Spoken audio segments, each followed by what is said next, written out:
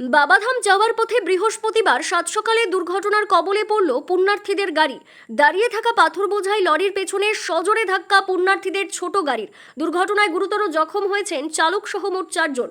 বৃহস্পতিবার সকাল 6:30 নাগাদ দুর্ঘটনাটি ঘটেছে ধূপগুড়ির ঠাকুরপাট হিমঘর সংলগ্ন এশিয়ান হাইওয়ে 48-এ। জানা গেছে পুণ্যার্থীদের ছোট গাড়িটি গয়েরকাটার দিক থেকে ধূপগুড়ি হয়ে বাবাধামের উদ্দেশ্যে যাচ্ছিল। সে সময় ঠাকুরপাট সংলগ্ন এলাকায় এশিয়ান হাইওয়ের ওপর দাঁড়িয়ে থাকা পাথর বোঝাই একটি লরির পেছনে সজোরে ধাক্কা মারে ছোট গাড়িটি। দুর্ঘটনায় দুমড়ে মুচড়ে যায় ছোট গাড়িটির সামনের অংশ। আহত হন ছোট গাড়ির চালক সহ 4 জন। বিকট আওয়াজ পেয়ে ঘটনাস্থলে আসে স্থানীয়রা। এরপর স্থানীয়দের তৎপরতায় আহতদের দ্রুত উদ্ধার করে ধূপগুড়ি মহকুমা হাসপাতালে নিয়ে যাওয়া হয়। তবে আহতদের আঘাত গুরুতর হওয়ায় তাদেরকে জলপাইগুড়ি মেডিকেল কলেজে স্থানান্তরিত করা হয়েছে বলে জানা গেছে। এদিকে দুর্ঘটনার খবর পেয়ে ঘটনাস্থলে ছুটে আসে ধূপগুড়ি ট্রাফিক পুলিশ। দুর্ঘটনাগ্রস্ত গাড়ি দুটিকে আটক করে ঘটনার তদন্ত শুরু করেছে পুলিশ।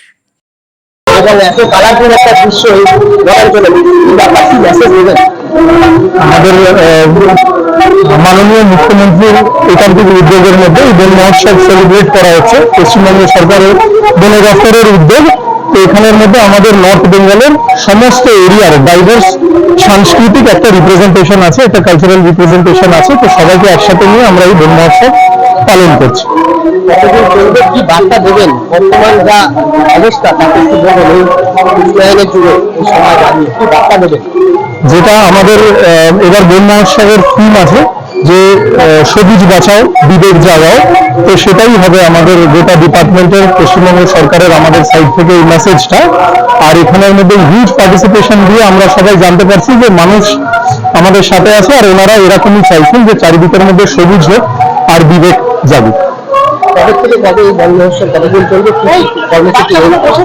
আমাদের আলাদা আলাদা ডিস্ট্রিক্টের মধ্যে আলাদা আলাদা দিনে বন মহোৎসব হয়েছে। আমাদের জলপাইগুড়ি জেলা স্তরীয় বন মহোৎসবটা আজকে পালন হচ্ছে। তো এইখানের মধ্যে সিডলিং ডিস্ট্রিবিউশন আছে যেটা দিয়ে গাছ পোতা হবে।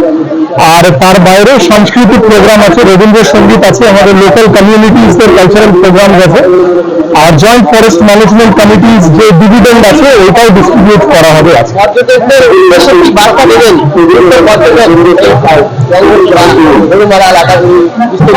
আমাদের এই গরুমারা, চাপড়ামারি, মেলাবাড়ি ন্যাশনাল পার্ক এই এরিয়াগুলোর এই ফরেস্ট ভিলেজেস আর প্রিন্স ফরেস্ট ভিলেজেসরা আছে। আমাদের এখানের মধ্যে লাইভলিহুডের সোর্স একটা বড় সোর্স হচ্ছে ট্যুরিজম। তো ট্যুরিস্টরাই আমাদের একটা বড় বন্ধু, ওনারাই আমাদের বেস। তো আমরা বলবো যে এখানের মধ্যে সব মানুষ ট্যুরিস্ট ফ্রেন্ডলি, তো ওনারা বেশি থেকে বেশি মাত্রায় এসে লাইভলিহুড যেন জেনারেট করতে পারে।